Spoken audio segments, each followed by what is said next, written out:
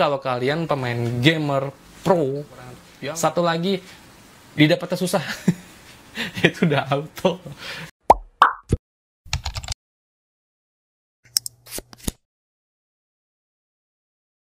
Halo guys, balik lagi sama gue Venga. Oke, di video gue kali ini gue mau bahas dari Poco M3 lagi nih. Nah, jadi ini gue nggak pakai skrip ya. Biasanya kan gue kalau setiap buat video itu gue pakai skrip. Skripnya ada di depan situ, tinggal gue baca aja. Jadi kali ini gue mau bahas kelebihan dan kekurangan dari Poco M3 ini. Jadi gue nggak pakai skrip ya. Murni pendapat pribadi gue langsung. Gue ngomong ngalor ngidul nih. Langsung pribadi pendapat gue langsung bagikan sharing ke kalian kelebihan dan kekurangan gue selama sebulan lebih pakai Poco M3 gue ini.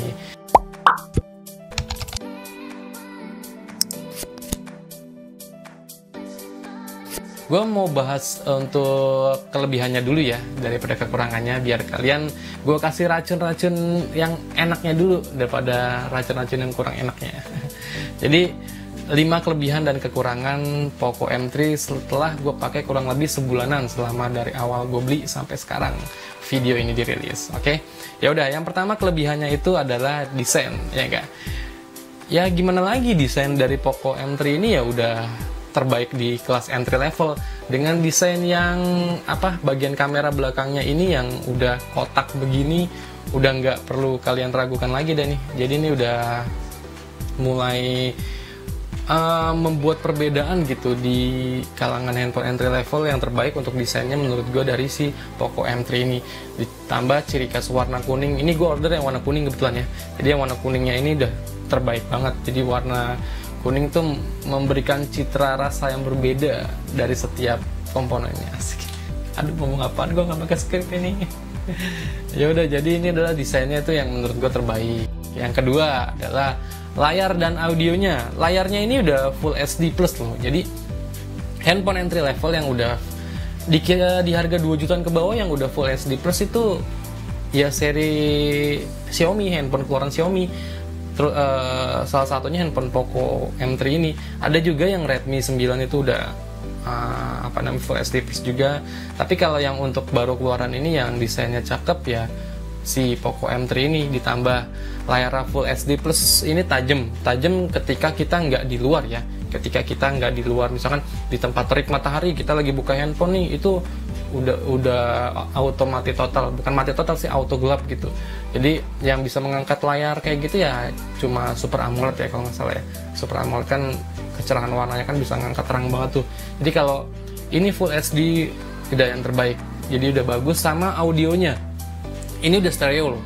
Di bawah ada audionya, di atas di bagian sini juga ada audionya.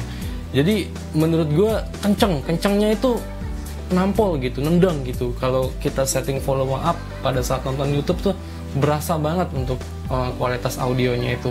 Jadi emang layar sama audionya sih udah terbaik sih di kalangan handphone entry level di bawah 2 jutaan ini, terbaik banget. Yang ketiga, main game ditambah baterainya. Nah, ini salah satu yang menjadi kelebihan juga di Poco M3 ini. Main game, gue udah banyak sharing ke kalian. Ada beberapa gue main game yang gue record menggunakan Poco M3 ini. Contohnya Genshin Impact. Kurang apa lagi, Genshin Impact itu udah game kelas berat banget itu. Menurut gue udah hype banget itu game. Jadi masih bisa loh main di Poco M3 ini. Jadi buat kalian yang nyari handphone entry level ya udah sikat aja Poco M3. Mobile Legend apalagi udah settingan rata kanan, ditambah PUBG Mobile udah smooth ekstrim, itu udah bisa ya. Ditambah Genshin Impact itu playable lah main di Poco M3 ini. Jadi ditambah baterainya ya, baterainya juga menurut gua nggak boros-boros amat lah. 6000, kalau secara angka sih 6000 mili sih. Tapi kalau kita bermain game ya sama aja sih menurut gua, kayak baterai gocengan gitu. Jadi menurut gue ya di bawah 2 juta main game plus baterainya yang lumayan bisa awet lah. Dalam seharian tuh biasanya gue ngecas dari semalaman tuh sampai pagi gue bangun tuh 100% tuh udah kecas full. Jadi seharian gue bisa pakai main game, sosial media, WhatsApp, Instagram, semua gue pakai di Poco M3 ini ya. Jadi ini emang handphone mobilitas gue juga, kadang juga dipakai nonton YouTube anak gue nih sampai berjam-jam. Ini kuat sampai malam itu baterainya masih kesisa 30%-an. Sampai jam 7 jam 8 itu masih 30%. Yang menurut gue main game juga ekstrim di sini. Gue bisa main Call of Duty Mobile di handphone ini ya lumayan lama, bisa sejam sampai 2 jam. Menurut gue baterainya udah cukup awet banget. Ya, pokoknya udah awet banget. Gue nggak pakai script nih, bingung mau ngomong apa. Tapi intinya nih performa game sama baterainya udah terbaik di kalangan kelas handphone entry level di bawah 2 jutaan ya. Yang keempat, main sosial media sama upload di Instagram nih. Biasanya gue juga pakai ini nih, upload foto di Instagram. Gue jepret langsung pakai handphone ini ya. Tahu sendiri kalian kalau mau menjepret suatu objek atau foto suatu objek itu mau kameranya apapun asal penerangannya itu cukup, itu udah mantap. Itu buat udah lumayan bagus lah buat foto. Itu kualitasnya kadang asal ada cahaya yang cukup, itu kualitas foto di Poco M3 ini udah lumayan baik. Gue udah sering banget sosial media gue, Instagram gue terutama, gue foto ditambah gue langsung upload di Instagram, itu udah menurut gue terbaik sih. Main sosial media, WhatsApp, Instagram itu udah, ini lumayan jadi daily driver gue juga sih. Kadang gue bikin thumbnail di YouTube gue juga pakai Poco M3. Gue setting thumbnailnya, gue edit sedikit untuk foto-foto thumbnail gue dipakai di Poco M3 ini. Jadi ya lumayan playable juga Poco M3 buat upload ke sosial media gitu, foto jepret, cakep. Yang kelima nih, kelebihannya udah pasti harganya. Gue bingung mau ngomong harganya. Jadi harganya ini 1.711, 1,8 kurang 1000. Jadi buat kalian yang masih belum mendapatkan Poco M3 ini, ya sabar-sabar aja lah. Gue udah banyak kok sharing di video-video gue sebelumnya tentang cara-cara gue flash sale Poco M3 ini, udah gue buatin juga loh videonya. Jadi tinggal kalian tonton aja, gue berhasil buktinya. Gue beli Poco M3 ini. Banyak juga komentar-komentar yang udah banyak berterima kasih sama gue, bang udah berhasil bang gue flash sale nih Poco M3. Ya udah, Poco M3 udah dapat harganya 1.799. Itu kelas entry level, layar full HD plus. Ini yang RAM 4GB ya. Kalau RAM yang 6GB itu yang berapa ya, 2.100.000 apa 2.200.000 gitu, gue lupa. Jadi ini yang RAM 4GB buat gue udah cukup sebagai handphone kedua gue. Oke, handphone kedua gue udah cukup buat main game ya sewajarnya, buat upload foto ke sosial media sewajarnya juga, enak, layarnya juga enak kok. Ini handphone udah kepalang murah menurut gue. Redmi 9T juga udah keluar, tapi desainnya ya menurut gue masih cakepan ini. Jeroannya sama kok, kurang lebih sama lah, tapi menurut gue lebih prefer yang Poco M3 lah. Oke, setelah gue bahas kelebihannya, 5 kelebihannya, sekarang biar playable, gue bahas kekurangannya nih dari Poco M3. Setiap kelebihan ada kekurangan, setiap yang hidup ada yang mati, setiap ada yang jumpa ada perpisahan. Jadi ada yang lebih, ada yang kurang. Nah, gue mau bahas kekurangannya juga, ada 5 juga nih, yang menurut gue kekurangan itu fatal banget buat Poco M3 ya. Harganya ya memang entry level di bawah 2 jutaan, tapi menurut gue mbok ya dikasih lebih dikit gitu dari kekurangan ini. Ya udahlah, ngalor ngidul gue ngomongnya. Yang pertama kekurangannya itu gyroscope-nya. Menurut gue masih sangat wajar. Gyroscope-nya itu dia elektrik ya, bukan hardware. Jadi ini hanya software yang menurut gue kalau kalian pemain gamer pro yang mainnya pakai gyroscope nih, biasanya kan main PUBG, main game-game Battle Royale itu kan biasanya kan kalau kalian mau pakai gyroscope itu agak delay, agak ya, bukan delay banget, agak delay. Ya semoga update software mendatang bisa lebih smooth lah untuk gyroscope-nya. Jadi menurut gue agak delay. Kursus ya kalian yang bermain game pro player, ya kalian yang biasa main pakai gyroscope ya agak sedikit kewalahan ya mungkin ya untuk gyroscope-nya membidik kan, biasanya bidik kan pakai gyroscope tuh agak kewalahan. Itu yang satu, gyroscope. Yang kedua adalah touchscreen-nya tuh kurang sensitif pada saat kondisi tertentu. Tapi ya ini ya, pada saat kondisi tertentu itu touchscreen-nya kurang sensitif.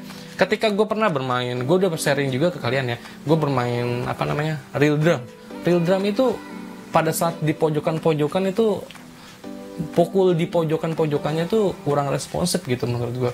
Pada saat kondisi tertentu aja ya. Jadi kalau kita pelan-pelan tek itu bisa. Tapi kalau misalkan kita ngetik cepet pada saat kita ngetik cepet, bagian-bagian pojok tuh yang biasanya apa sih bagian pojok ya, yang ada apa yang bagian pojok sana, pokoknya apa sih gue lupa. Ya itulah, pokoknya kita ngetik cepet itu kadang suka kelewat atau nggak ketekan. Itu yang menurut gue fatal banget sih, layar touchscreen-nya itu menurut gue ya kurang responsif pada saat kondisi tertentu aja sih. Tapi kalau kalian ya seperti biasanya aja sih, ya bisa-bisa aja, maksudnya lancar-lancar aja gitu. Tapi pada saat ya kondisi tertentu aja. Oke. Lalu perekaman videonya, udahlah, kalian kalau mau rekam video pakai Poco M3 mendingan nggak usah cari handphone yang di atasnya aja, kayak Poco X3 NFC itu udah terbaik lah untuk rekam videonya. Menu stabilizer itu udah terbaik juga. Kalau Poco M3 buat jadi selfie ataupun rekam langsung kayak gini, itu enggak banget asli, goyang parah, ditambah videonya itu burik. Pokoknya jangan dah Poco M3 buat rekam video. Kalau buat foto kamera ya boleh lah. Oke. Yang terakhir nih, ngecasnya lama. Lu ngerasain nggak ngecasnya lama? Gue ngerasain banget. Jadi apa ya? Ketika handphone baterainya udah ya tinggal sisa 10%-an lah, kan otomatis kan gue harus cas dong. 10%-an gue harus cas. Nah, gue cas tuh anjir lama banget kagak naik-naik. Maksudnya bukan gak naik-naik, nggak penuh-penuh gitu. Emang sih baterainya 6000. Udah fast charging juga, tapi fast chargingnya itu masih yang 18 watt ya kalau nggak salah, belum yang kayak Poco X3 itu yang udah 33 watt tuh. Itu Poco X3 NFC tuh wah ngecasnya mantap tuh, ngebut banget. Jadi kalau Poco M3 ini ya ngecasnya lama, jadi kadang anak gue mau minjem gitu main buat YouTube, ya lagi dicas masih belum penuh, ya udah ngecasnya lama ini. Nggak tahu apa gue doang apa kalian juga ya, tapi ya udah ngecasnya lama. Apalagi ya kekurangannya ya? Kekurangannya satu lagi mungkin ya, jadi pas ya 5 kelebihan dan 5 kekurangan. Satu lagi, didapatnya susah. Itu udah auto. Didapatnya susah. Ya emang bener udah susah didapatnya. Awal-awal susah banget ini, kalau kalian yang lihai dalam flash sale mau dapat. Tapi keberuntungan juga sih menurut gue, susah didapat. Tapi sekarang gue nggak tahu dah. Mungkin udah banyak yang jual second juga kali ya. Udah banyak yang jual second, jadi udah hampir merata lah. Udah banyak yang punya juga kok Poco M3 ini. Aduh, ya udah. Jadi syuting gak pakai script lumayan juga ya, ngomong ngalor ngidul tapi asik sih. Jadi kita bisa, otak kita tuh langsung sinkron gitu, berorientasi gimana caranya kita bisa ngomong langsung depan kamera tanpa script. Enak. Coba kalau bisa-bisa gue tanpa script lagi dah, gimana rasanya. Aduh, ngomong ngalor ngidul tapi fokus kok. Tapi ya penyampaian yang gue sampaikan ke kalian ini ya semoga bermanfaat buat kalian, dan sampai ketemu di video gue selanjutnya. Ya udah, pamit, bye. Anjir, nggak mau pakai script.